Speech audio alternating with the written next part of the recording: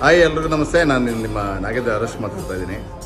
Bhagat Singh army Mangaluru ಇವರ ಒಂದು ತಂಡ ಏನಿದೆ ಸತತ 2 ವರ್ಷ ಮಾಡ್ಕೊಂಡು ಬಂದಿದೆ ಈ ಕಾರ್ಯಕ್ರಮ. ಇದು 3ನೇ ವರ್ಷ. ಶ್ರೀ ದೇವಿ ಮಹಾತ್ಮ ಅನ್ನೋ ಒಂದು ಅದ್ಭುತ ಕಾರ್ಯಕ್ರಮ. ಇದೇ ಬರೋ ತಿಂಗಳು ಮೇ 10ನೇ ತಾರೀಕು.